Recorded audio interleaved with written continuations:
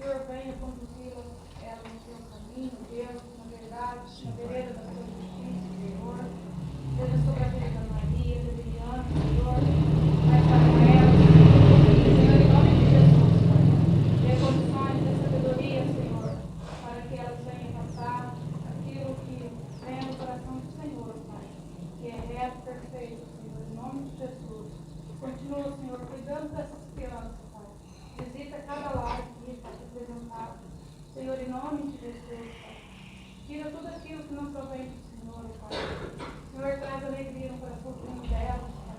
Que elas venham sempre ser, Senhor, nosso foco, Deus, de oração, Pai. Deus, em nome de Jesus, que o Senhor venha, Pai, despertar, Pai, cada pai, cada mãe aqui, Pai, dessas crianças que não estão aqui. Ó Deus, em nome de Jesus, que eles venham, Senhor, também vindos ao Senhor, Pai. Ó Deus, em nome de Jesus, eu peço que o Senhor seja, Senhor, proteção dessas crianças, Pai, num mundo tão terrível que nós estamos vivendo, Senhor.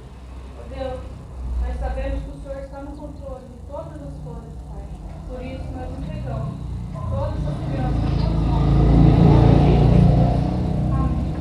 Amém. Amém. Concurso, crianças.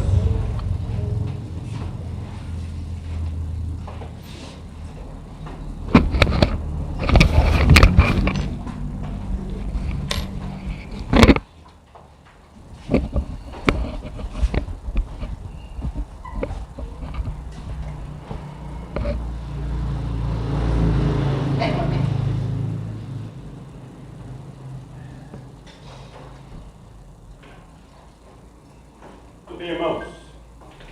Dando continuidade à nossa exposição de terceira João,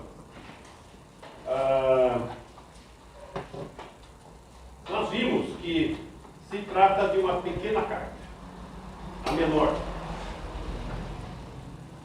que permite nós visualizarmos a igreja primitiva, logo no seu início, e logo no início, 3 tipos de crentes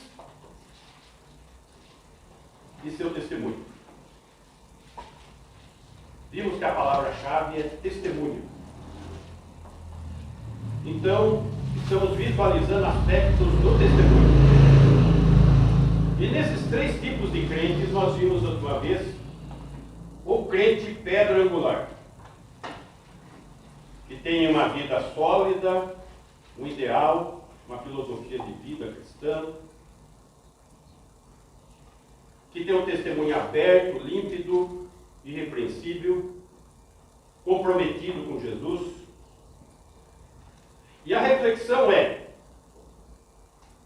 eu sou parte do problema ou eu sou parte da solução? Hoje nós vamos ver o crente pedra de tropeço. 3 João, versículo 9. Escrevi alguma coisa à igreja, mas Diótrefes, que gosta de exercer a primazia entre eles, não nos dá acolhida. Versículo 10. Por isso, se eu for aí, far-lhe-ei lembradas as obras que ele pratica, proferindo contra nós palavras maliciosas.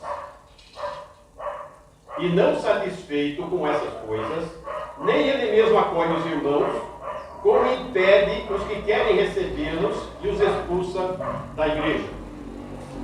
Vamos voltar no versículo 9.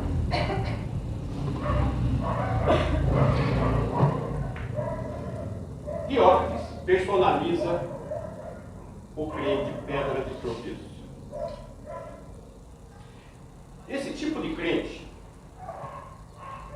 ele ama que as coisas da igreja sejam do seu jeito, da sua maneira,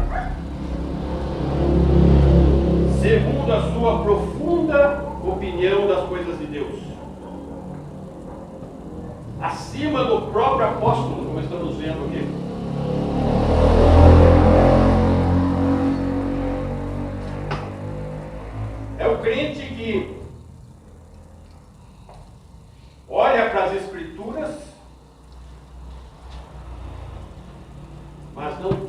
nela a sua base de fé. A fé vem pelo ouvir e ouvir da palavra de Deus. A menos que estejamos com os ouvidos tampados e os olhos cegados. Não ouviremos, não entenderemos. E essa postura aqui de Diótrefes. Precisamos entender, então, a natureza caída do homem. E essa natureza, mesmo que ele já creia, mesmo que ele já seja nascido de novo, que não é o caso do Diótrefes. Vamos lá. Mateus, capítulo 18, versículo 1.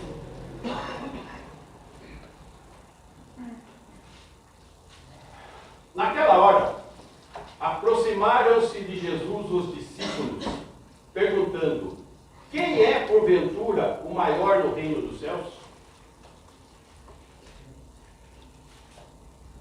A necessidade de humildade. Pois o espírito egoísta dos apóstolos, ainda discípulos, expressou-se na pergunta: quem é, porventura, o maior no reino dos céus? Meus irmãos, não estamos falando de qualquer um. Estamos falando daqueles que andavam com Jesus. E mesmo estando com Jesus 24 horas, por 3 anos, ainda faz uma pergunta dessa natureza: quem é o maior no reino dos céus? Para nós entendermos essa pergunta, nós temos que entender um pouquinho do contexto que está acontecendo.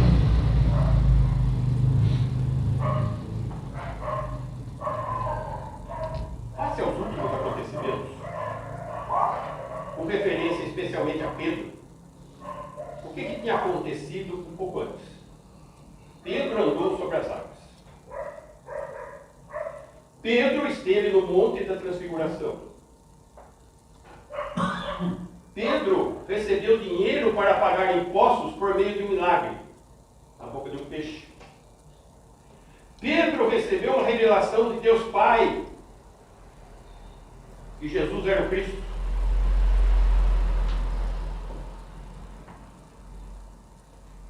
E antes dessa pergunta, Jesus tinha acabado de revelar seu sofrimento e sua morte.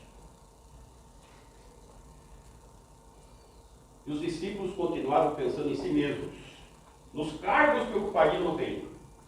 Ah, Jesus vai morrer? Quem vai ficar no lugar dele? Quem é o maior entre nós aqui? Quem que vai assumir a direção? É o que está acontecendo. É o que está acontecendo com o Diótrefes.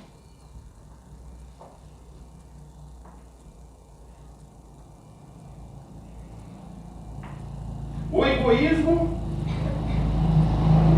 a desunião, o orgulho são a pedra de tropeço para a fé e o crescimento no corpo de Cristo.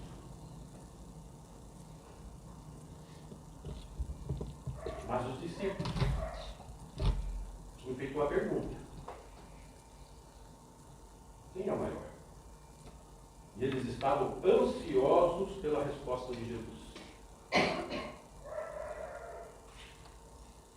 Versículo 2.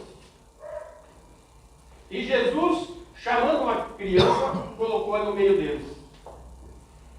Quem é o maior? Chamou a criancinha. Eu já vou explicar para vocês quem é o maior. Versículo 3. E disse: em verdade vos digo, que se não vos converterdes e não vos tornardes como crianças, de modo algum entrareis no reino dos céus.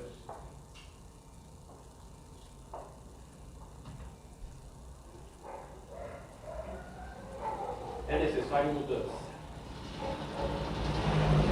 É necessário santificação.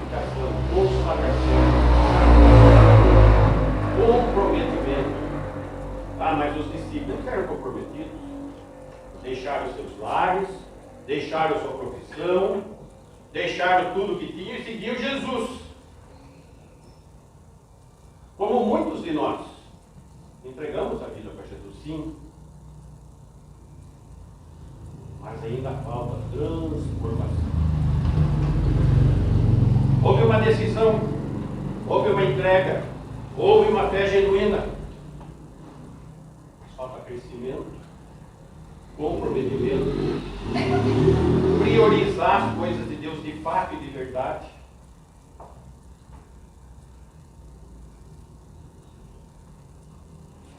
Versículo 4. Portanto, aquele que se humilhar como esta criança, esse é o maior do reino dos céus.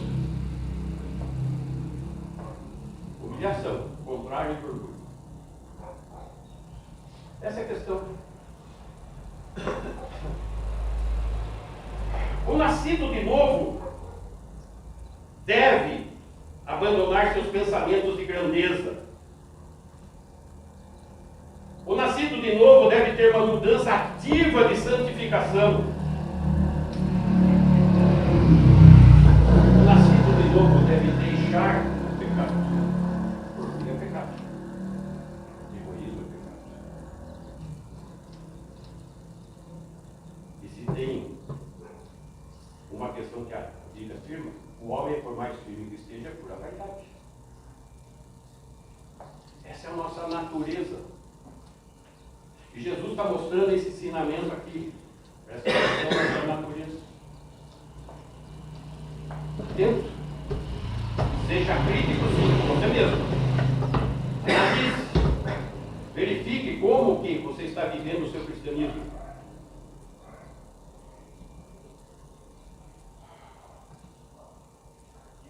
Voltando lá em 3 João.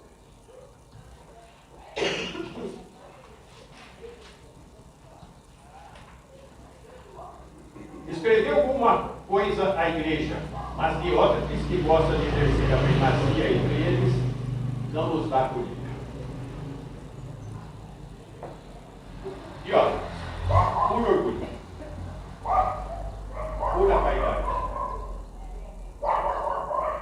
pura rebelião.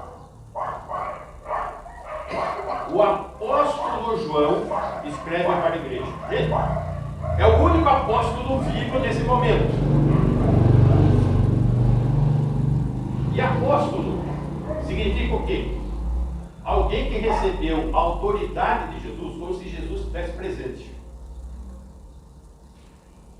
E o apóstolo escreve.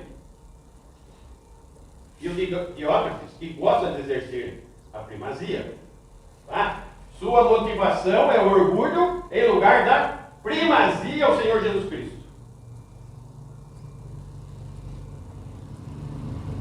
O que ele faz?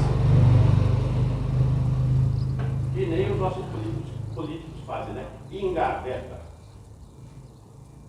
a carta. Escreve uma carta e engavetava a carta.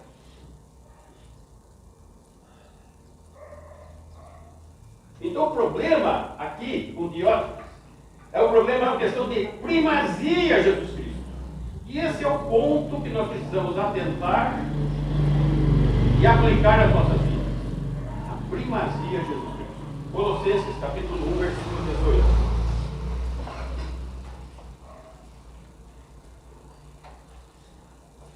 Ele, Jesus, é o cabeça do corpo da igreja. Ele é o cabeça. Ele é o princípio, o primogênito dentre os mortos, para em todas as coisas ter a primazia.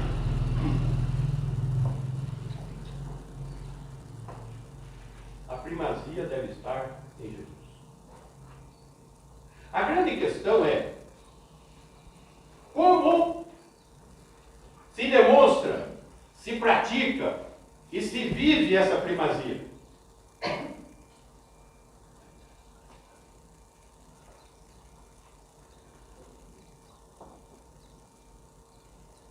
Diótrefes gosta da primazia.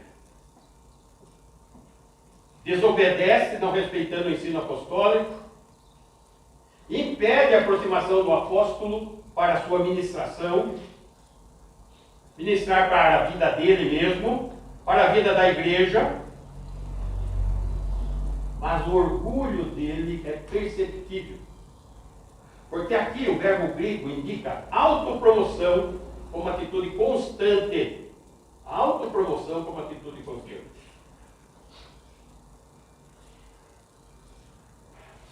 A igreja de Cristo, ela se estabeleceu de maneira muito simples, sem aquela pompa do judaísmo, sem aquele ritualismo do judaísmo, sem aquelas vestes do judaísmo, sem reuniões singelas, simples, nas casas, sem aquela pompa, mas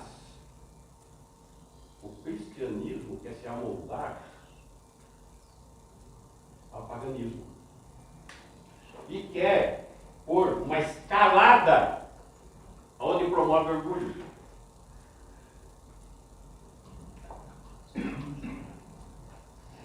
A escalada começa com o primeiro degrauzinho, diácono. O diácono é promovido a presbítero. O presbítero é promovido a pastor. O pastor passa a ser bispo. Não bastando, vai ser apóstolo. Mentiroso, mas é. E não basta isso. Tem um degrau novo aqui. Divindade.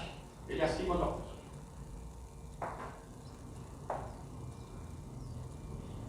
Esse é o Diótrefes. Esse é o crente pedra de tropeço. Esse é aquele mercenário que abandona as ovelhas. Esse é a figura do anticristo.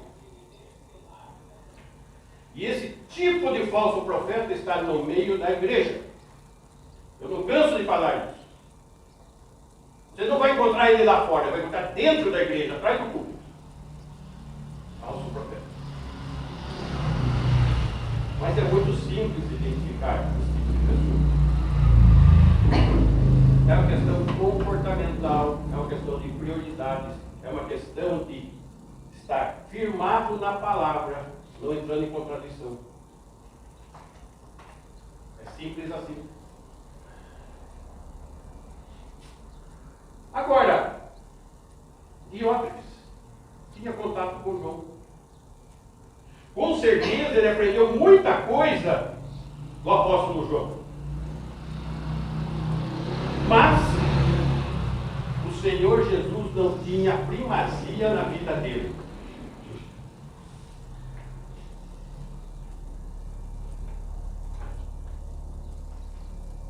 Jesus tem tido primazia em sua vida. Como tem sido a sua vida cristã? Aquela correria que, se der tempo, você lê, você ora, se lembrar, né? Às vezes termina o dia, você nem lembrou. Primazia.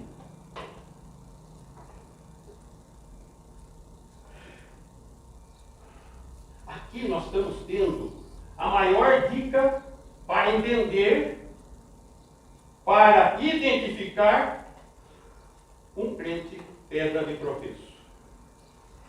É só olhar para as prioridades da vida desse crente e observar se o Senhor Jesus de fato é a primazia. Simples assim. Mas tem uma pessoa muito atenta, por demais de atenta, mais do que todos nós, quanto a essa situação. Essa pessoa ela não perde a oportunidade de fazer desse crente uma marionete. O diabo. O pai da mentira. Ele está observando. Ele está vendo o viver de cada crente. Ele sabe aonde ele vai tocar, com quem ele vai mexer. Aonde ele está vulnerável. Aonde está fácil de envolver.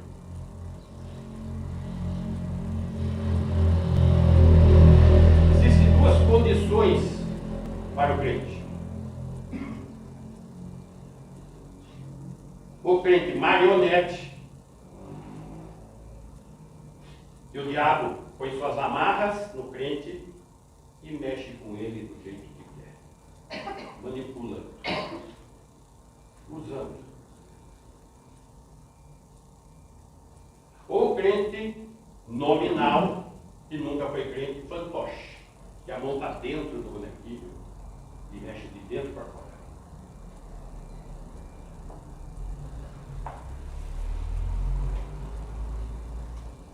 É muito sério isso, irmãos. É uma situação muito complexa quanto o nível de problemas, não quanto a solução.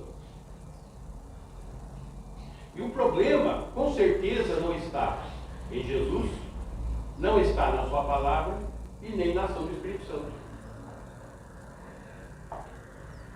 Está nas pessoas.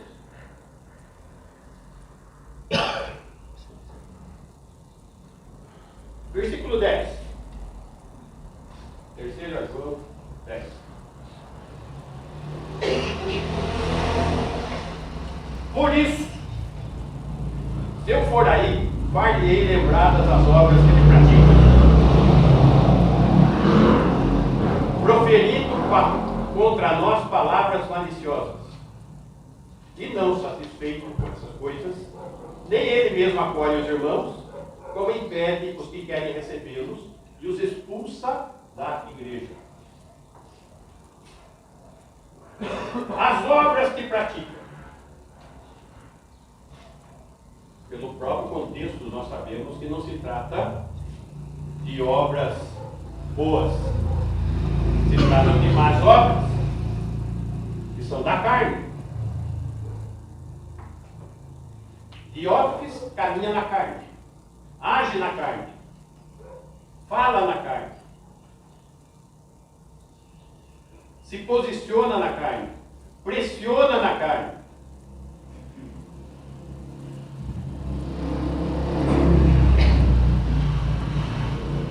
Gálatas 5,16. Acabamos de estudar esse texto de Gálatas. Digo, porém, andai no Espírito e jamais satisfareis a concupiscência da carne. Por uma simples leitura desse texto, eu gostaria que você fizesse uma autoanálise.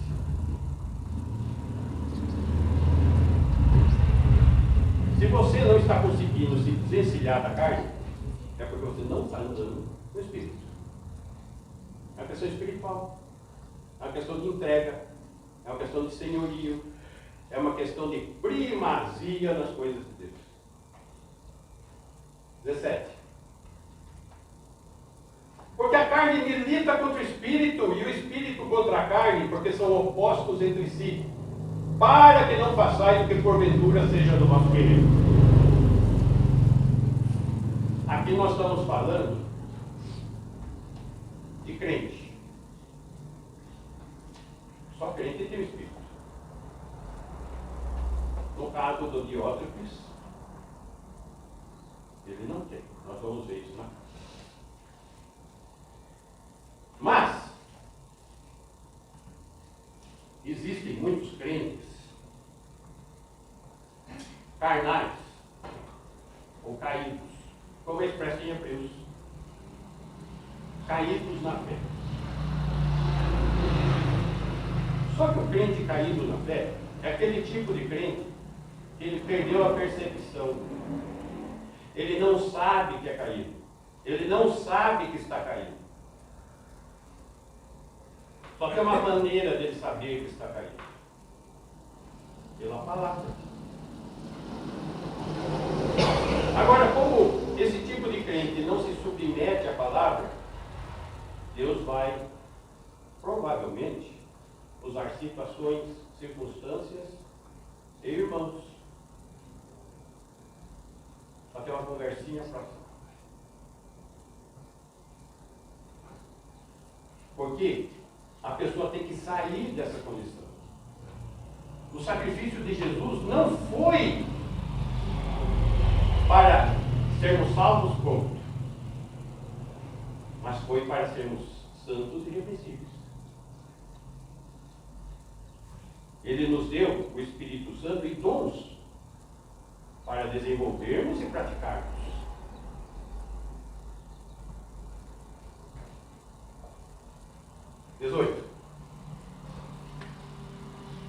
Mas, se sois guiados pelo Espírito, não estáis sob a lei.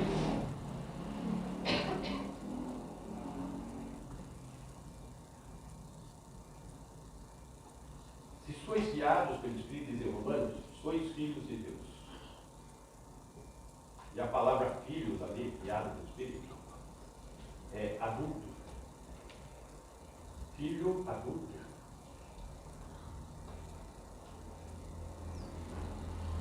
Essa é a questão. Precisamos crescer na fé. Precisamos desenvolver a nossa fé. Precisamos viver intensamente a nossa fé. 19. Ora, as obras da carne são conhecidas e são prostituição, impureza, lascívia. 20. Idolatria, feitiçarias, inimizades, porfias, ciúmes, iras, discórdias, dissensões, facções. É o que estava acontecendo na igreja lá. 21. Invejas, bebedices, glutonarias e coisas semelhantes a estas, a respeito das quais eu vos declaro, como já outrora vos preveni, que não herdarão o reino de Deus que tais coisas praticam.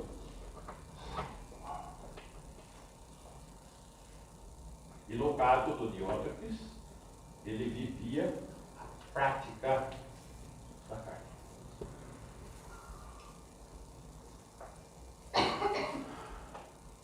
Muito bem, meus irmãos. Neste caso, tais coisas praticam, é o sistema de vida. Neste caso, não se trata de um acidente de percurso no andar da vida cristã. Continuamos pecadores e pecamos. Mas isso é acidente de percurso, não é prática. Mas da prática habitual.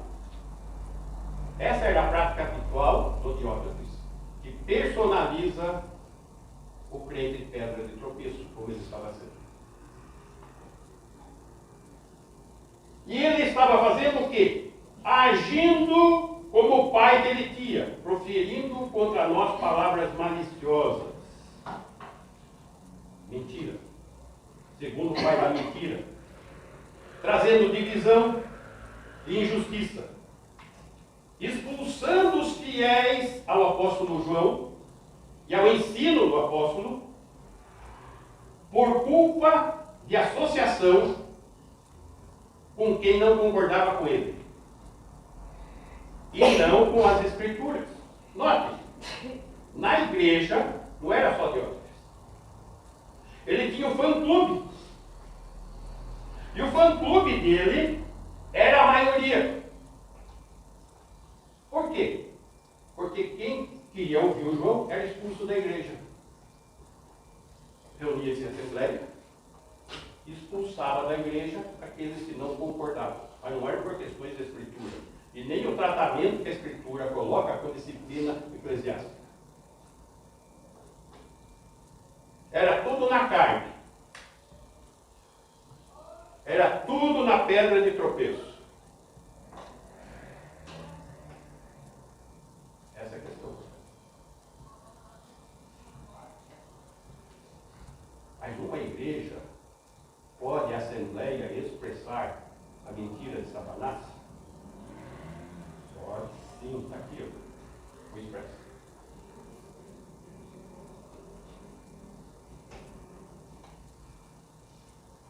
Agora, uma igreja cujos crentes têm a primazia em Cristo Jesus, eles vão ter decisões, diretrizes e dependência à direção da palavra e do Espírito Santo. Não era o caso nessa igreja. Lá no comecinho, gente, a igreja nascente ainda do primeiro século. Imagina hoje, depois de 2000 anos de contaminação com esse mundo. O que se espera? Como que essas coisas estão andando? Mal? Ainda tem gente que tem doutrina que acha que a igreja vai triunfar. A Bíblia não expressa que a igreja vai triunfar, que ela vai evangelizar o mundo e daí Jesus vem para sentar no trono. A igreja já cumpriu o seu papel. Não tem isso na Bíblia, gente. O que tem na Bíblia é uma igreja que vai se corrompendo. E os verdadeiros crentes serão retirados através do arrebatamento. E um detalhe, a Bíblia não fala de sinais do arrebatamento e nem da falta desses crentes, porque vai ter a operação da mentira. Isso demonstra o quê? Que a maioria é apóstata. A maioria é apóstata. Já foi no começo, porque vai melhorar agora. Tem melhorado? Vocês estão vendo alguma coisa melhorar? Você vê melhoras na vida de indivíduos que creem de fato de verdade. Mas a coletividade está lamentável. Está lamentável. Sabe por quê? Porque as Escrituras determinam que não se deve ter comunhão e nem se associar com determinados tipos de pessoas. Primeiro tipo, os apóstatas. Vamos lá. 2 Pedro 3, versículo 14.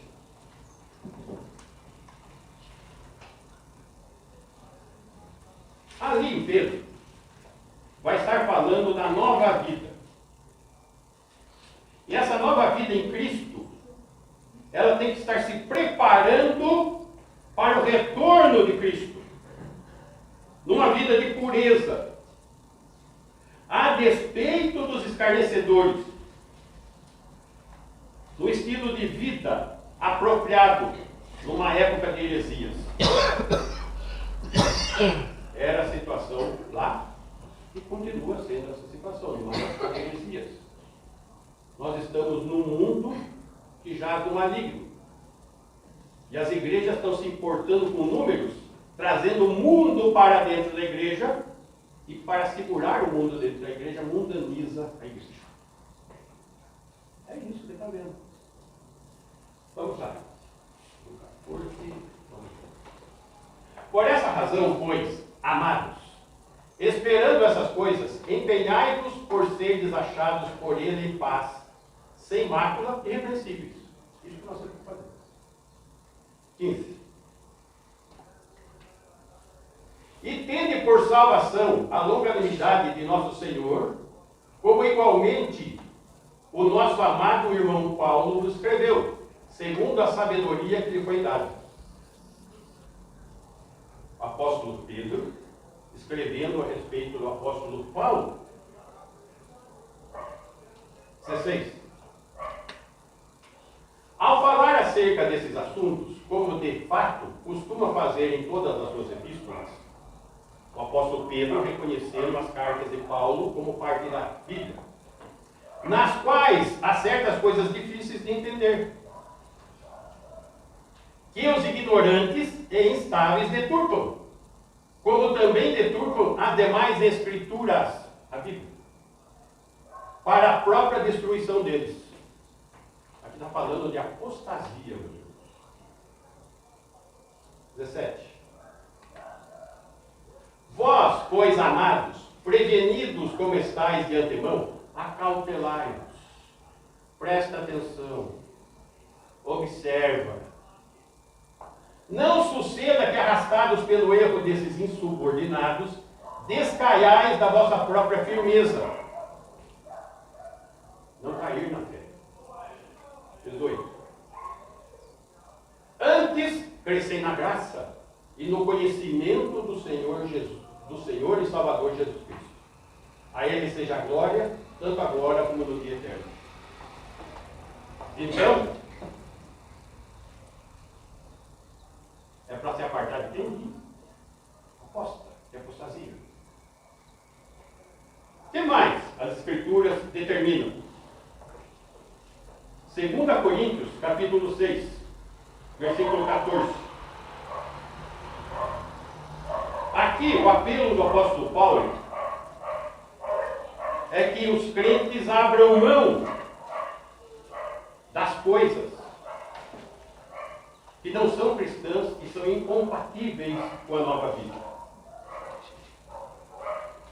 Não vos ponhais em julgo desigual com os incrédulos. Porque que sociedade pode haver entre a justiça e a iniquidade? Ou que comunhão da luz com as trevas? Julgo, aquela canga que coloca o boi. Tem como pôr um boi e um cavalo na mesma canga? Não tem, não vai dar certo. Esse é o julgo desigual. Tem como pôr um crente que põe a primazia em Jesus e uma pessoa mundana junto? Não. 15. Que harmonia entre Cristo e o maligno? O príncipe deste mundo é Satanás. A humanidade são filhos do diabo. Que harmonia vai haver entre Cristo e o maligno? Ou que união do crente com o incrédulo? Jovens, namorinho com incrédulo? Aqui. Que comunhão? Que tipo de família que você acha vai construir depois? Você acha que vai acontecer? Eu sei o que vai acontecer. Já cansei de participar de reunião de oração, já falei isso para vocês. As senhorinhas, meu filho foi criado na igreja, não sei o que aconteceu. Eu sei, casou com uma mundana. Minha filha casou com um mundano. E a igreja apoiando, está cheio de igreja apoiando o casamento misto. Depois tem o problema. Vamos orar. E o Senhor tenha misericórdia, viu?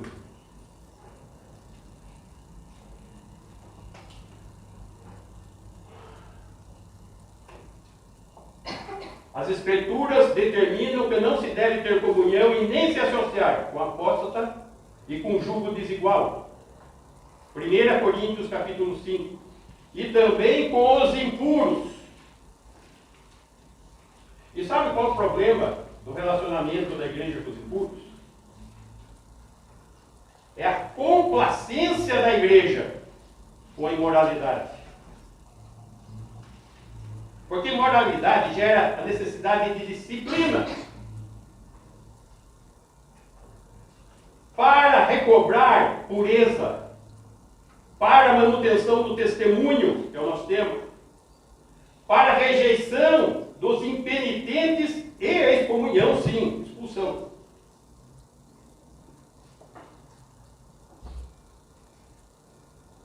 Aceitar-se em pureza, com jactância. Diz o texto, orgulho. Orgulho é o problema que estamos tratando.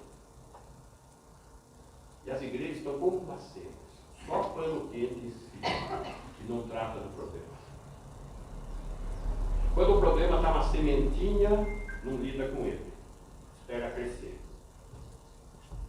A hora que a árvore começa a produzir os frutos respectivos, com certeza já muita semente já caiu pelo chão e tem muitas árvores.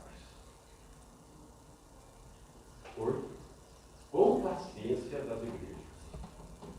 Não, pastor, o senhor é muito radical. Não sou. Eu estou mostrando com a minha base bíblica.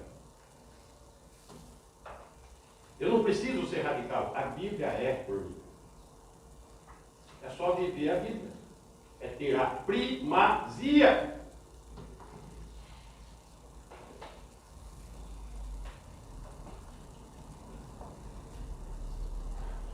Seis.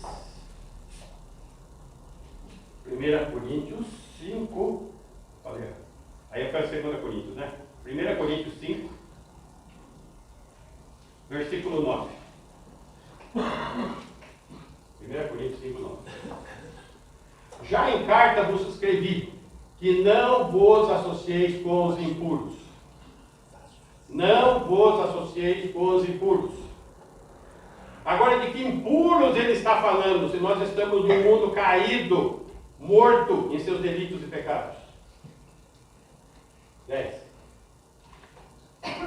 Refiro-me com isto, não propriamente aos impuros deste mundo, não são esses que estão lá fora, ou os avarentos, ou roubadores, ou idólatras, pois nesse caso teria que sair do mundo, não tem como. Está todo mundo aí. 11. Mas agora vos escrevo que não vos associeis com alguém que, dizendo-se irmão, for impuro, ou avarento, ou idólatra, ou maldizente, ou beberrão, ou roubador. Com esse tal, nem ainda comais.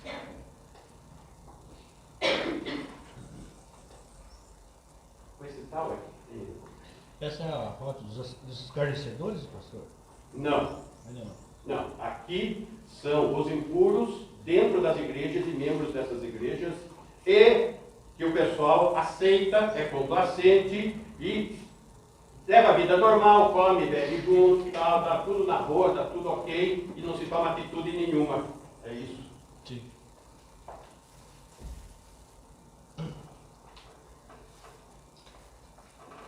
Lembra que eu falei da última vez?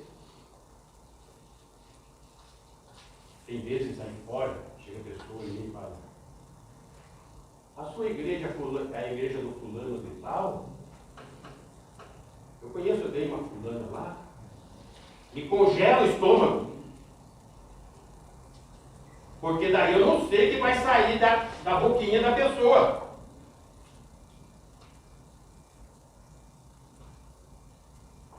E as igrejas estão aqui, adubando esse tipo de gente.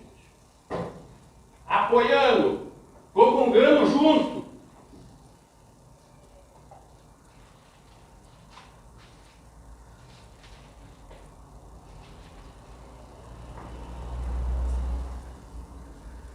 Todo sábado eu dou uma passadinha na feira. Eu acho que na feira, metade da feira é pastor. Porque todo mundo que eu vejo cumprimenta um, cumprimenta outro. Ô pastor, ô pastor, ô pastor, ô pastor. Né? Um dia, ô pastor, pastor. Eu fiquei olhando. O pastor foi lá na barraca, pediu uma cerveja. Um dia para tomar cerveja. Legal! Belo testemunho. Pastor, olha.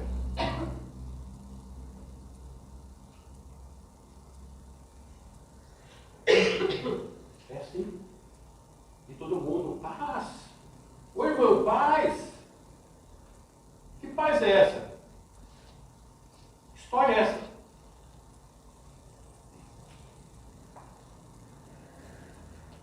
Isso está numa dimensão que eu tenho vergonha de falar que eu sou evangélico. Se a pessoa chega para mim, você é evangélico? Eu sou, não. Não, o que você é? Eu sou bíblico. Porque evangélico dá vergonha de falar que é.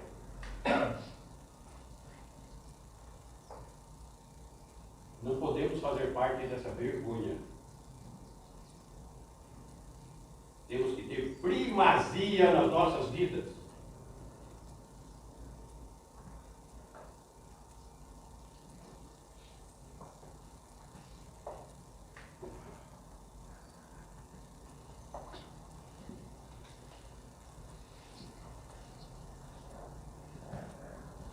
Reflexão. Começando assim. Sou parte do problema ou sou parte da solução? Sou um crente pedra angular ou sou um crente pedra de tropeço? Tenho sido um testemunho vivo de Jesus? Ou tenho sido um testemunho de Jesus?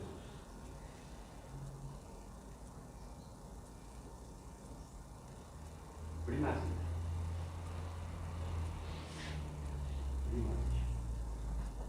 O Senhor nos assiste. Bem? Amém. Vamos ficar em pé? Pastor do Universo.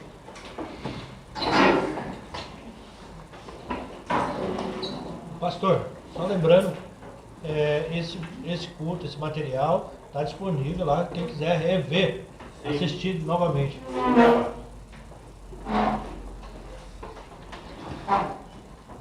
Mas faz mais. Amém.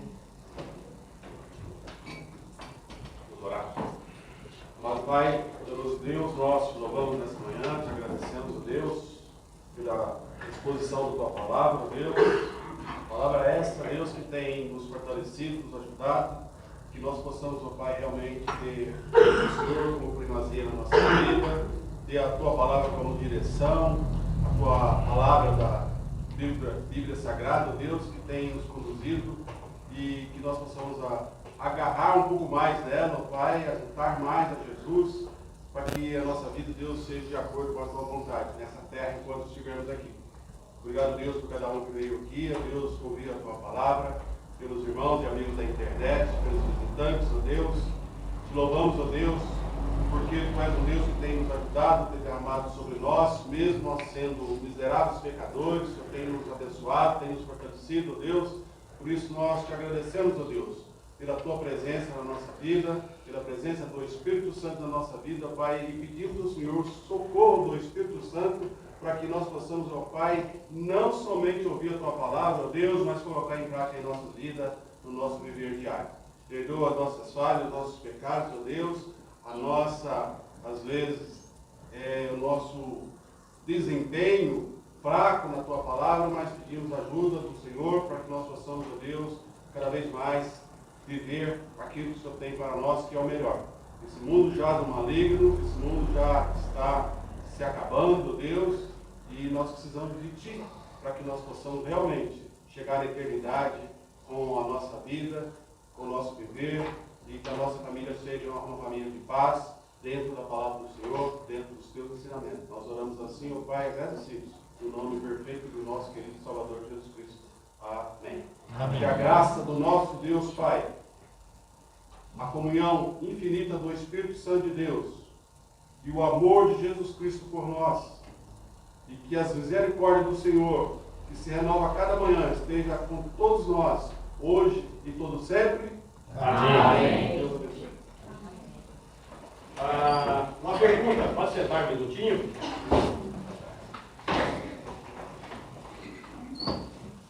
Quarta-feira, eu preciso ainda de uma residência em Jesuânia para termos a cena. Temos até terça para que isso possa